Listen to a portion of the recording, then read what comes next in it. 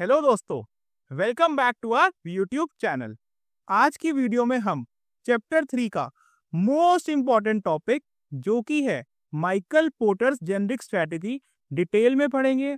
एक एक चीज इस टॉपिक की हम अच्छे से याद करेंगे और मैं आपको बता दूं कि हर अटेम्प्ट में इस टॉपिक में से आईसीआई 7 से 8 नंबर तक के क्वेश्चंस पूछ लेता है।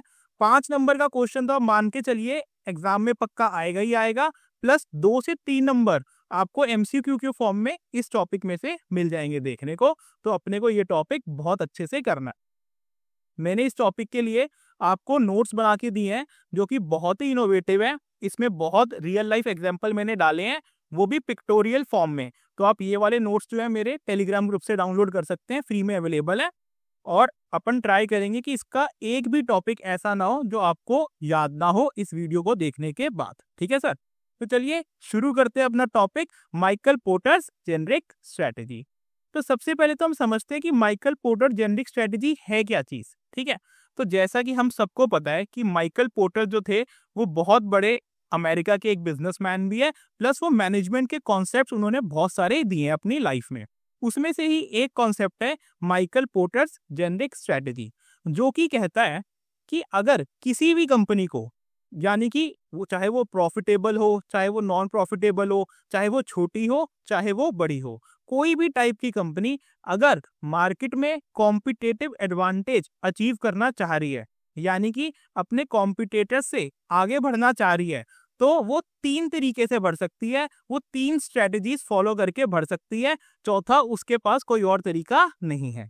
तो जो ये 3 स्ट्रेटजीज है जिसके थ्रू एक कंपनी मार्केट में कॉम्पिटिटिव एडवांटेज पा सकती है, उन 3 स्ट्रेटजीज को माइकल पोर्टर कहते हैं माइकल पोर्टर्स जेनरिक स्ट्रेटजी।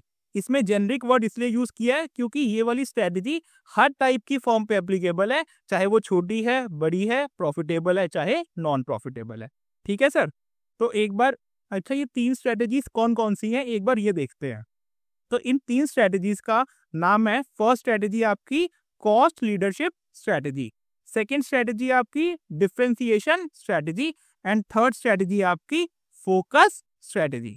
एक एक करके एक लेमन लैंग्वेज में समझते हैं कि ये तीनों स्ट्रेटजीज कहती क्या है। तो पहली कॉस्ट लीडरशिप स्ट्रेटजी, नाम से समझो कि कॉस्ट में हमारी लीडरशिप है। अब अगर कॉस्ट में हमारी लीडरशिप है तो हाई कॉस्ट में तो कभी होगी नहीं लीडरशिप।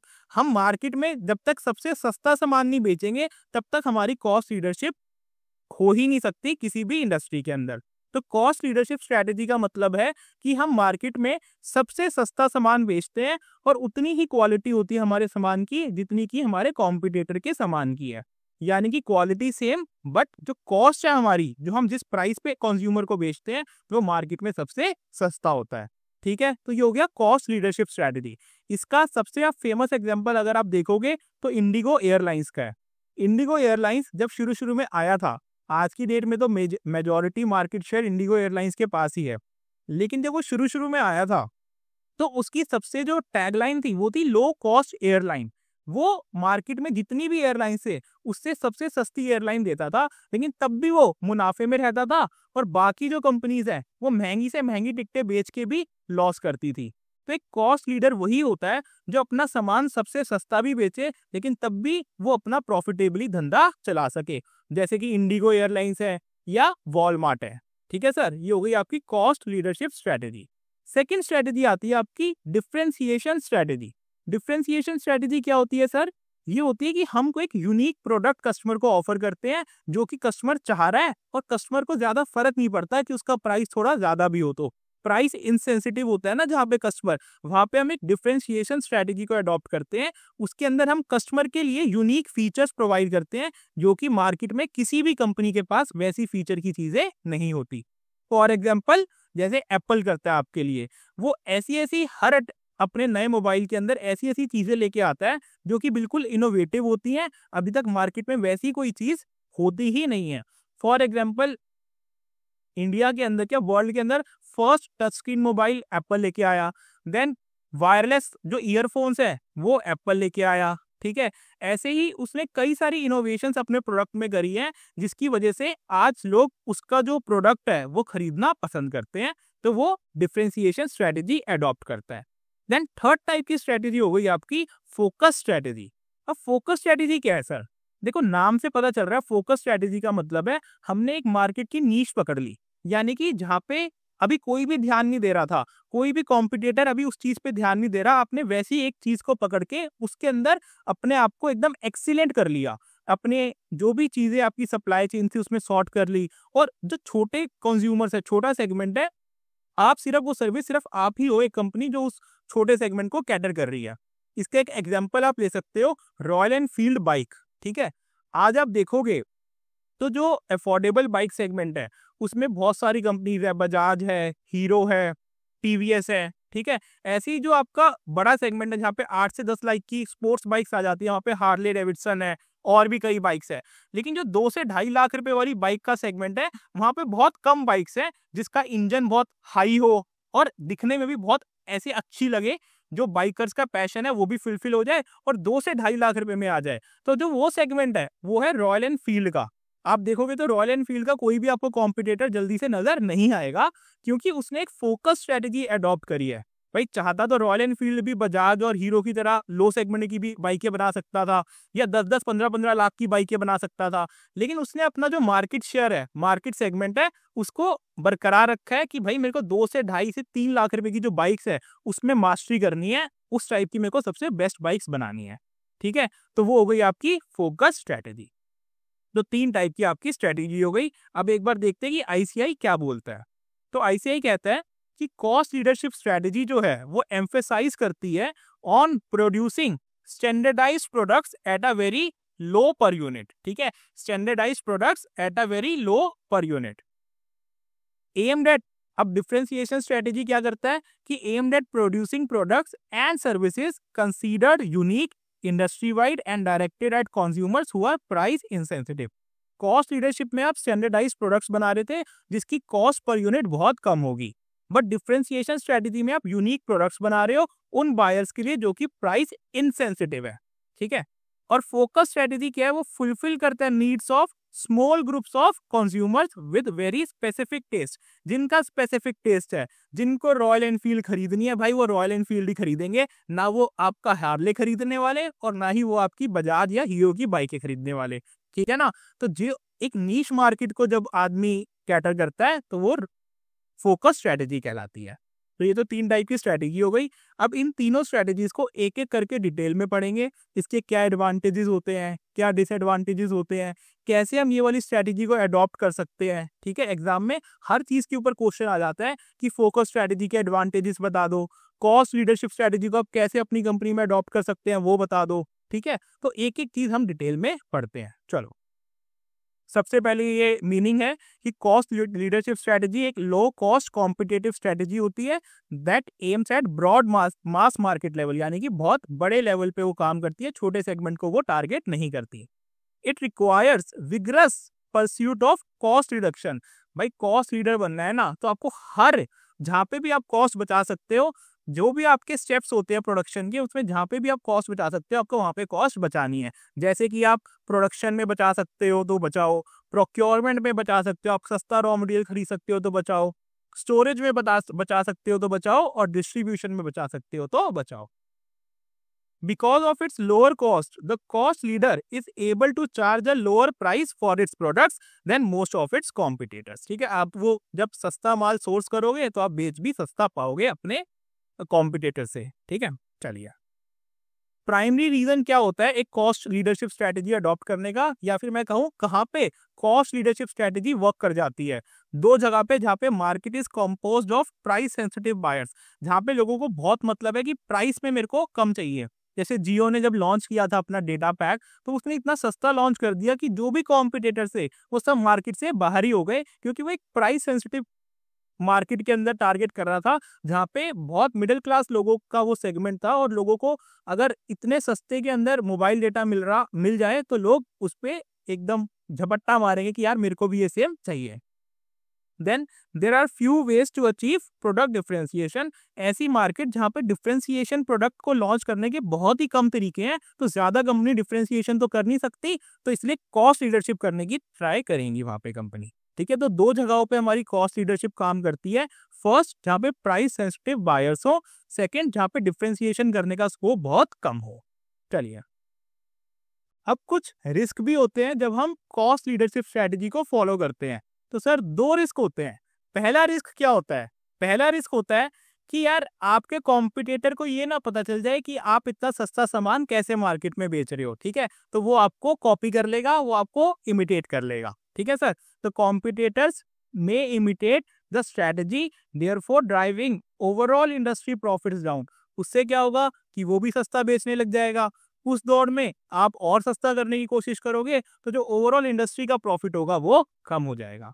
सेकेंड चीज क्या हो सकती है कि मान लीजिए कि मार्केट में टेक्नोलॉजी इतनी अच्छी आ गई, ठीक है, कि जो लोग थे, जो कॉस्ट सेंसिटिव लोग थे, प्राइस सेंसिटिव लोग थे, अब उन्होंने बोला यार मेरे को ना प्राइस से अब फर्क नहीं पड़ता, लेकिन मेरे को यही टेक्नोलॉजी चाहिए, यही नया तरीके का मेरे को प्रोडक्ट चाहिए। तो उससे क्या होगा कि आप जितना मर्जी माल सस्ता बेच लो, आपका माल नहीं बिकेगा।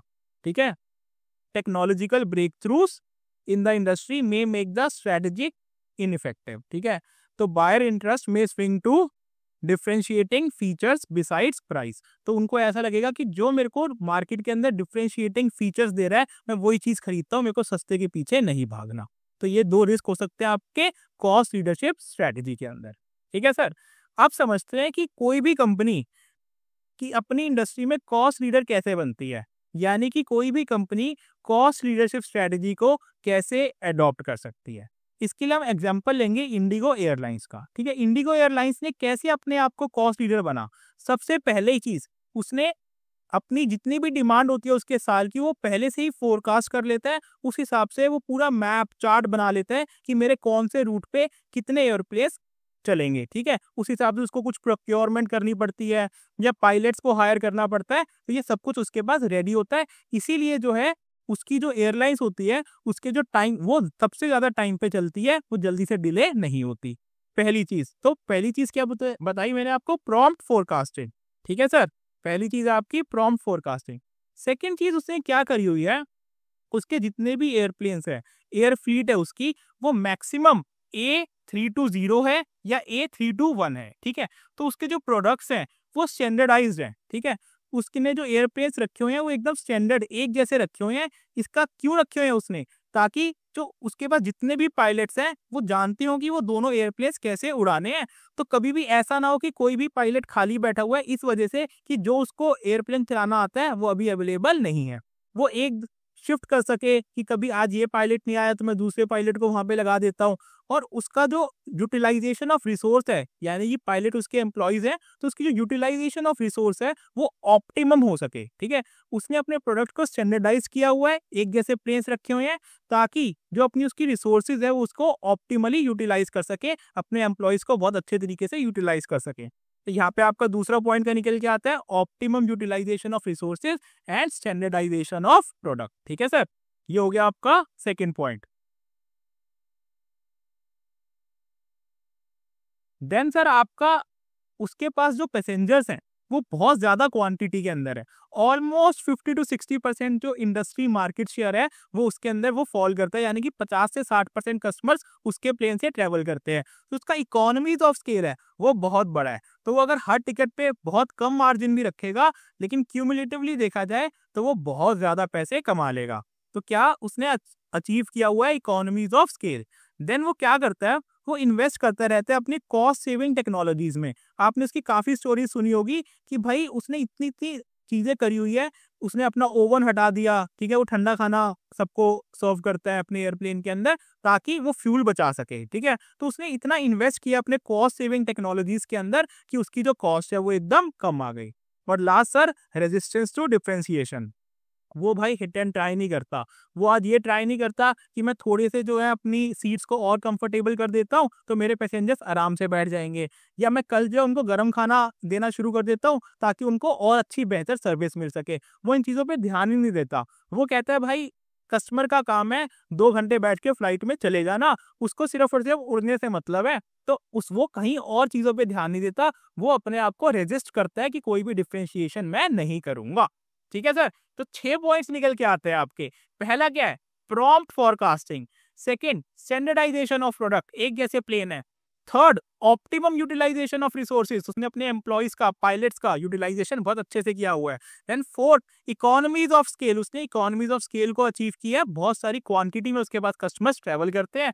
देन फिफ्थ, उसने इन्वेस्ट किया कॉस्ट सेविंग टेक्नोलॉजीज के अंदर। एंड जो सिक्स्थ है, रेजिस्टेंस टू डिफरेंशिएशन, यानी कि वो डिफरेंशिएट बिल्कुल भी नहीं करता अपनी सर्विसेज के अंदर। तो ये 6 पॉइंट से कोई भी कंपनी जो है कॉस्ट लीडर बन सकती है अपने इंडस्ट्री के अंदर। आपको ये याद हो गए होंगे, ठीक है सर। चलिए अब आ जाते हैं हम advantages of cost leadership strategy. देखो, आपसे अगर कॉस्ट लीडरशिप की स्ट्रेटेजी के एडवांटेजेस पूछे, चाहे डिफरेंशिएशन स्ट्रेटेजी के आपसे एडवांटेजेस पूछे, आपको माइकल पोर्टर की 5 फोर्सेस मॉडल को याद करना है। क्या थी वो माइकल पोर्टर की 5 फोर्सेस? फर्स्ट क्या थी भाई? राइवलरी जो है बहुत होती है एक इंडस्ट्री के अंदर। Then bargaining power of buyers बहुत है। Then bargaining power of suppliers हो सकती है। देन आपका क्या था? थ्रेट फ्रॉम सब्स्टिट्यूट्स हो सकता है, ठीक है ना। और एक और था आपका निकल के जो आया था कि थ्रेट फ्रॉम न्यू एंट्रेंट्स हो सकता है। ये 5 पोर्टर की 5 फोर्सेस मॉडल था कंपटीशन का। तो आपको यही याद रखना है जब भी आपसे कोई एडवांटेज पूछे कॉस्ट लीडरशिप की और डिफरेंशिएशन की। अब इनको रिलेट करो कि अगर कोई कॉस्ट लीडर है तो उसके अंदर अगर कोई नया बंदा जल्दी से उस इंडस्ट्री में आना चाहेगा तो वो पहले से इतना सस्ता माल करके बैठा हुआ है कि उसके पास इतनी इकोनॉमीज ऑफ स्केल होगी कि नए बंदे के पास वो इकोनॉमीज ऑफ स्केल आ ही नहीं पाएंगी, तो वो उतना सस्ता माल बना ही नहीं पाएगा। तो कोई भी न्यू एंट्रेंट जल्दी से आपकी मार्केट में नहीं आ पाएगा। देन सेकेंड चीज, थ्रेड फ्रॉम सब्स्टिट्यूट्स। अब आपका माल इतना कम है कि जल्दी से कोई भी सब्स्टिट्यूट प्रोडक्ट आपके प्रोडक्ट को चेंज नहीं कर पाएगा, ठीक है सर। देन राइवलरी, राइवलरी कैसे होगी? जब आपने अपना माल इतना सस्ते बेच रहे हो तो जब आपका कॉम्पिटिटर आपसे compete ही नहीं कर पा रहा तो वो आपका राइवल कैसे होगा?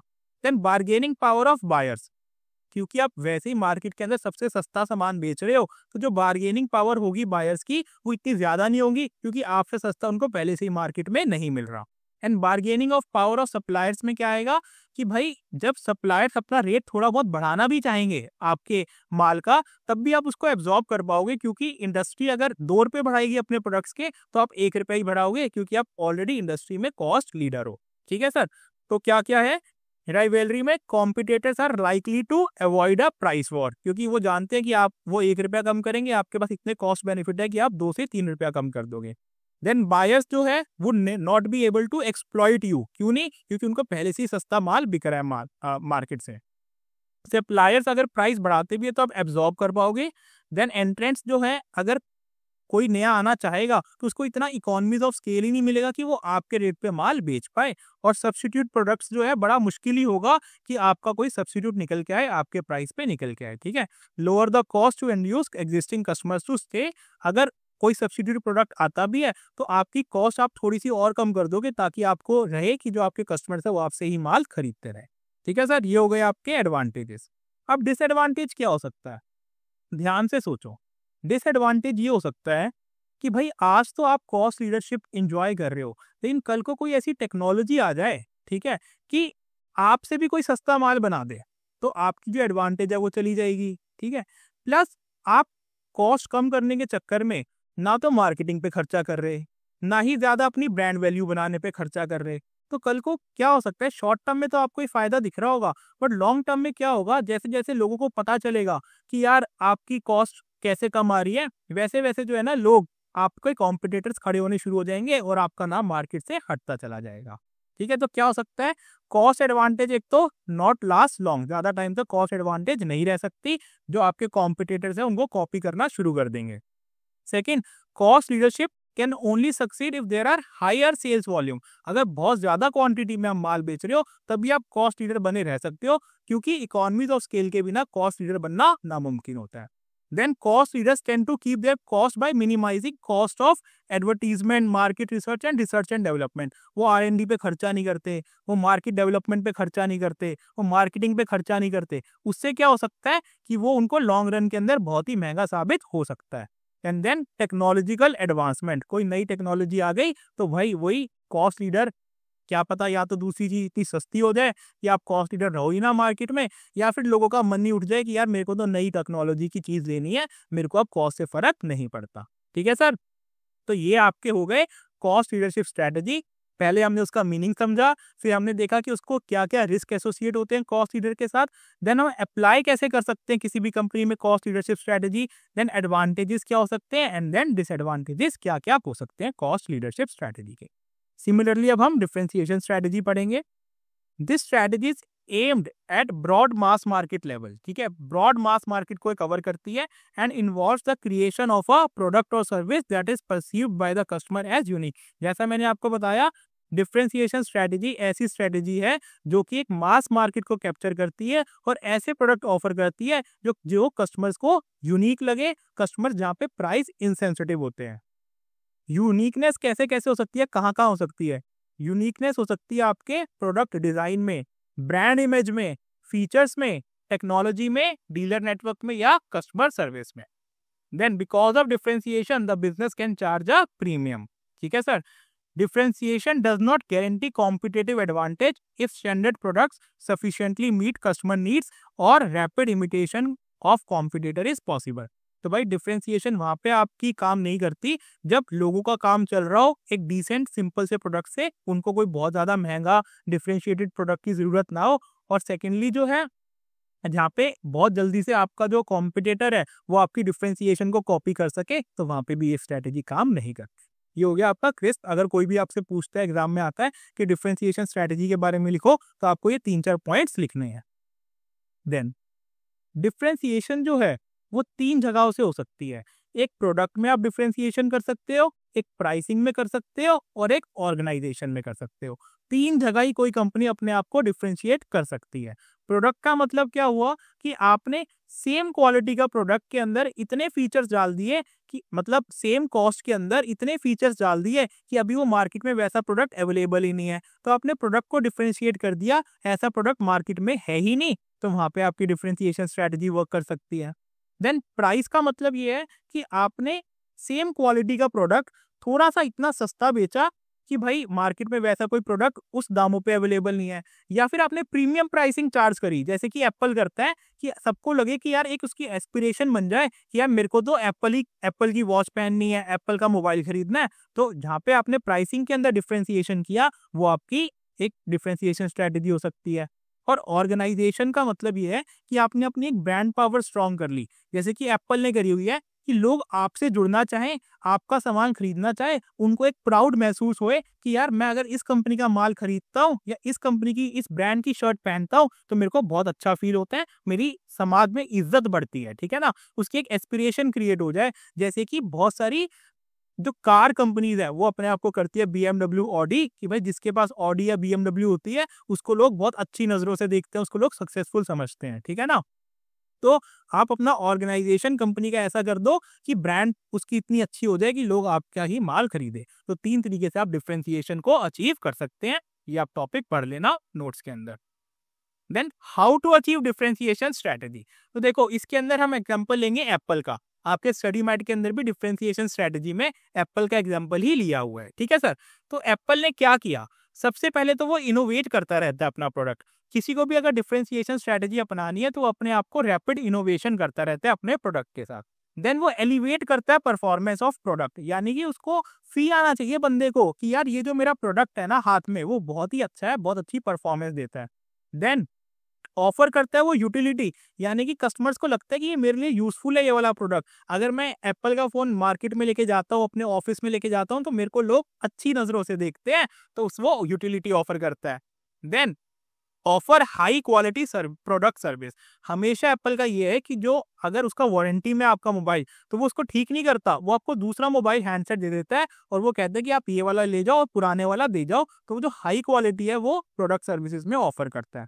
देन रैपिड इनोवेशन हो गया, आपका यूटिलिटी हो गया, एलिवेट हो गया कि परफॉर्मेंस इंप्रूव करता है, एलिवेट करता है। Then enhancing the brand image and brand value, वो क्या करता है कि जो उसकी ब्रांड वैल्यू है वो उसको बहुत ज्यादा बढ़ाता है। हर कोई बंदा एप्पल के साथ जुड़ना चाहता है, तो उसकी जो ब्रांड वैल्यू है वो हमेशा उस पर काम करता रहता है कि वो बनी रहे। और देन लास्ट में fixing product prices based on unique features. सबको पता है भाई एप्पल के अंदर जितने यूनिक फीचर्स है उसी के साथ उसका प्राइस एसोसिएटेड है। जैसे ही कोई नया एप्पल का फोन लॉन्च होता है वो 1 लाख 1.25 लाख के करीब ही लॉन्च करता है, उससे कम तो वो करता ही नहीं है। तो जैसे उसके फीचर्स होंगे वो वैसे ही उसकी प्राइस चार्ज करेगा। तो इसके भी आपके 6 पॉइंट्स निकल के आते हैं कि कैसे कोई भी बंदा कर सकता है। Elevate the performance, rapid innovation, then offer utility, then providing good services, then enhancing the brand image and last fixing the prices based on the product features. चलिए सर, अब आ जाते हैं कि एडवांटेजेस क्या होते हैं डिफरेंशिएशन स्ट्रेटेजी की। मैंने आपको बोला था डिफरेंशिएशन और कॉस्ट लीडरशिप के अंदर आपको माइकल पोर्टर की 5 फोर्सेस याद करनी है। तो देखो, पहली चीज थ्रेट फ्रॉम न्यू एंट्रेंट्स। भाई अगर कोई भी डिफरेंशिएशन स्ट्रेटेजी अपना के रखी हुई है तो बहुत मुश्किल होगा कि कोई भी नया बंदा कॉम्पिटिटर आए और अपने पुराने वाले लोगों को, जो उसका माल पहले से किसी कंपनी का खरीदते हैं, उसको इन्फ्लुएंस कर ले कि मेरा माल खरीदो, क्योंकि वो डिफरेंशिएटेड प्रोडक्ट बनाते हैं पहले से ही, तो लोग उनकी कंपनी की तरफ लॉयल है। जैसे कि जो बंदा लिवाइस की जीन्स पहनता है वो जल्दी से किसी और ब्रांड की जीन्स नहीं पहनेगा। Then bargaining power of buyers.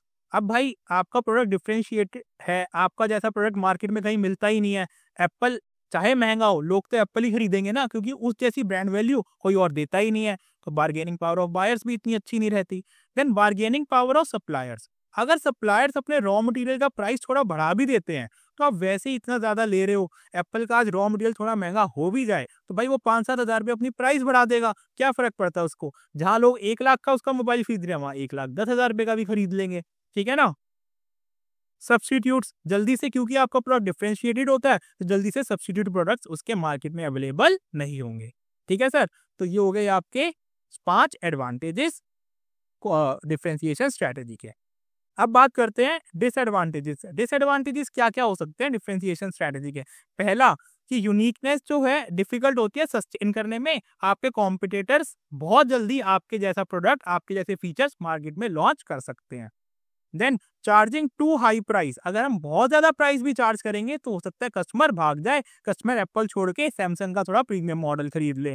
Then differentiation fails to work if it is based on something that is not valued by the customer. भाई अगर तुम अनाप शनाप फीचर डाल डाल के सोचोगे कि मैं लाख रुपए वाला मोबाइल 2 लाख रुपए कर दूं, तो भाई कस्टमर भी पागल थोड़ी ना है, वो देखेगा यार मेरे को इस फीचर की जरूरत ही नहीं है तो मैं इसको क्या लेके करूंगा, इसके लिए मैं क्यों प्राइस पे करूं। तो भाई बहुत ज्यादा फीचर्स भी जो कस्टमर की वैल्यू ना करते हो उससे कस्टमर खुश नहीं होगा, कस्टमर आपका प्रोडक्ट नहीं खरीदेगा। तो ये हो गया आपके डिसएडवांटेजेस। अब आ जाते हैं हमारी लास्ट स्ट्रेटेजी पे, जो कि है फोकस स्ट्रेटेजी। फोकस स्ट्रेटेजी का क्या मतलब है सर। फोकस स्ट्रेटेजी का मतलब है कि आपने एक नीश मार्केट पकड़ ली, एक टारगेटेड कंज्यूमर ग्रुप पकड़ लिया और आपने सोचा मैं दिलो जान से इनको सर्व करूंगा, क्योंकि अभी मार्केट में कोई भी बंदा इस कस्टमर सेगमेंट की तरफ ध्यान नहीं दे रहा। फॉर एग्जाम्पल रॉयल एनफील्ड, ठीक है। तो फोकस स्ट्रेटेजी क्या होती है, most effective when consumers have distinctive preferences और रिक्वायरमेंट्स। यानी कि when the rival firms are not attempting to specialise in the same target segment. भाई फॉर एग्जांपल ऐसी बहुत सारी कम कंपनियां हैं। आज मान लीजिए मेरे को कोलकाता से कोई मिठाई खानी है, ठीक है, तो जोमेटो ने भी बीच में ऐसा कुछ शुरू किया था कि वो एयर से मंगवा दिया करेगा, लेकिन उसने बंद कर दिया, क्योंकि एक स्पेसिफिक जहाँ सेगमेंट आ जाता है ना कस्टमर का, वहां पे उनको सर्व करना बहुत मुश्किल है, क्योंकि वहाँ पे इकोनॉमीज ऑफ स्केल नहीं आ पाती, ठीक है। तो अगर कोई ऐसी मार्केट को टारगेट कर रहा है, स्पेशलाइज्ड प्रोडक्ट्स या सर्विसेज दे रहा है एक स्पेशलाइज्ड कस्टमर सेगमेंट को, तो उसको हम कहते हैं focus strategy. An organization using a focus strategy may concentrate on a particular group of customers या फिर geographical markets या फिर product line पे। यानी कि वो या तो एक स्पेसिफिक कस्टमर ग्रुप को टारगेट कर सकती है, या एक स्पेसिफिक जियोग्राफिक मार्केट को टारगेट कर सकती है, या एक प्रोडक्ट लाइन सेगमेंट को टारगेट कर सकती है, कोई भी फोकस स्ट्रेटेजी अडॉप्ट करने वाली। अब टाइप्स ऑफ फोकस स्ट्रेटेजी क्या होती हैं सर। 2 टाइप की फोकस स्ट्रेटेजी कर सकते हो आप। फर्स्ट, जो आपका वो एक टारगेट सेगमेंट ग्रुप है, आप उसको सबसे सस्ता माल बेचो, ठीक है, कि भाई कोई भी बंदा अगर उस टारगेट ग्रुप को सेगमेंट को करना भी चाहे एंटरटेन, तो वो आपसे सस्ता माल बेच ही ना पाए, पहली चीज। दूसरी चीज, आप उस सेगमेंट वाले बंदों को इतनी स्पेशलाइज सर्विस दे दो, इतना ज्यादा डिफरेंशिएट कर दो अपनी सर्विसेज को कि कोई भी बंदा चाहे कि मैं उसको टारगेट कर लूं तो भाई वो जल्दी से उस कैटेगरी को टारगेट कर ही ना पाए, आपसे लोग इतना खुश हो कि भाई वो कहीं और जा ही ना आपको छोड़ के। तो क्या होता है, फोकस कॉस्ट लीडरशिप या फोकस डिफरेंशिएशन स्ट्रेटेजी, ठीक है सर। ये हो गई 2 टाइप की फोकस स्ट्रेटेजी।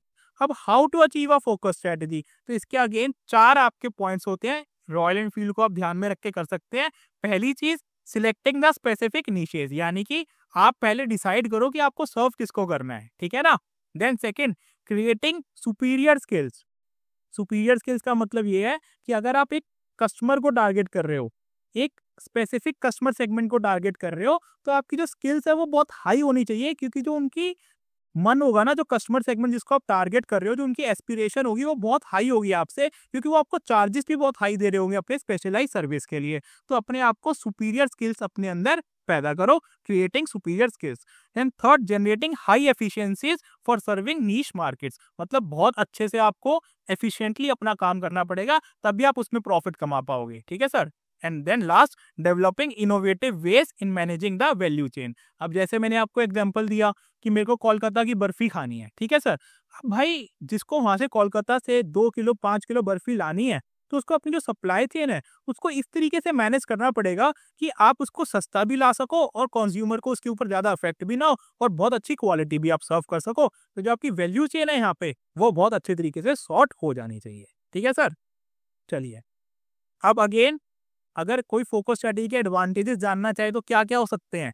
पहली चीज कि यार प्रीमियम प्राइस चार्ज कर सकते हो आप कस्टमर से, क्योंकि मार्केट में कोई और कंपनी नहीं है जो उसको ऐसी सर्विसेज दे रही है।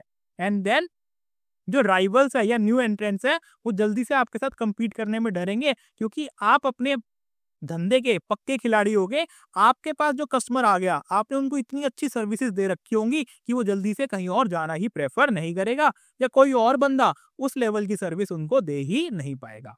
डिसएडवांटेज क्या हो सकती है कि भाई हो सकता है कि भाई आज मैं लाके दे रहा हूँ कोलकाता से, राजस्थान से, लेकिन कल को जोमेटो बोले नहीं यार ये तो मार्केट बढ़ रही है, मैं भी इसके अंदर कूदता हूँ, इसमें तो बहुत प्रॉफिट मार्जिन है, तो वो हो सकता है आपका मार्केट शेयर खत्म कर दे। ठीक है। Firms lacking in distinctive competencies not be able to pursue focus strategy। जिनके पास distinctive characteristics नहीं है, distinctive capabilities नहीं है, focus strategy वो कभी भी adopt नहीं कर सकते। Then due to the limited demand, cost are high। भाई अब इसकी डिमांड कम होती है, लोग कम होते हैं, इसलिए जो कॉस्ट ऑफ ऑपरेशन होते हैं वो हमेशा हाई होते हैं, इकोनॉमीज ऑफ स्केल इसमें जल्दी से नहीं आ पाता। और उसके बाद द नीश कुड डिसअपियर और taken over by the large competitor. जैसे कि भाई मैंने आपको बताया कि नीश डिसअपियर हो सकता है और लार्ज कॉम्पिटिटर जोमेटो उसको टेक ओवर कर सकता है। ठीक है सर। अब आ जाती है एक बेस्ट कॉस्ट प्रोवाइडर स्ट्रेटेजी। देखो ये 3 जेनरिक स्ट्रेटेजीज है। ये तो बेस्ट कॉस्ट प्रोवाइडर स्ट्रेटेजी है, ये सिंपल एक लेमैन लैंग्वेज में आपको क्या बोलता है कि जो सबसे अच्छी स्ट्रेटेजी क्या होती है मार्केट के अंदर। सबसे अच्छी स्ट्रेटेजी अगर आपको अचीव करनी है तो वो क्या होती है कि हम एक कस्टमर को या तो सेम क्वालिटी ऑफ सर्विस या सेम क्वालिटी ऑफ प्रोडक्ट कम दामों में दे दें, ठीक है, या फिर हम ज्यादा अच्छा क्वालिटी ऑफ सर्विस उसी दामों में दे दें जो आपका कॉम्पिटिटर दे रहा है, तो वो आपकी बेस्ट कॉस्ट प्रोवाइडर स्ट्रेटेजी कहलाएगी। देखिए क्या बोलता है, best cost provider strategy involves providing customers more value for money. हमें ज्यादा वैल्यू देनी है उनके मनी के लिए, emphasising on lower cost and best quality. कम दामों में अच्छी क्वालिटी। ये हम कैसे कर सकते हैं। पहला, offering products at lower prices with comparable quality and features. यानी कि जो आपके कॉम्पिटिटर आपको माल दे रहे हैं उसी क्वालिटी का माल आपको सस्ते दामों में दे। या फिर हम सेम प्राइस चार्ज करें, charging similar prices for much higher quality and better features. यानी कि हम फीचर्स बहुत ज्यादा दे दें लेकिन प्राइस हम सेम ही चार्ज करें। तो ये हो जाएगी आपकी बेस्ट कॉस्ट प्रोवाइडर स्ट्रेटेजी। ठीक है सर। तो ये आपकी पूरी रिवीजन खत्म होती है माइकल पोर्टर्स जेनरिक स्ट्रेटेजीज की। थोड़ा सा मैंने ट्राई किया कि मैं आपको थोड़े जल्दी में अच्छे से सब कुछ एक्सप्लेन कर सकूं और याद करवा सकूं आपको मेन पॉइंट्स। ठीक है सर। तो आपको ये वीडियो अगर अच्छी लग रही है तो प्लीज इस वीडियो को लाइक कर देना, चैनल को सब्सक्राइब कर देना, और मिलते हैं हमारी नेक्स्ट वीडियो के अंदर। ऑल द बेस्ट दोस्तों, keep working hard, keep studying hard. Bye bye.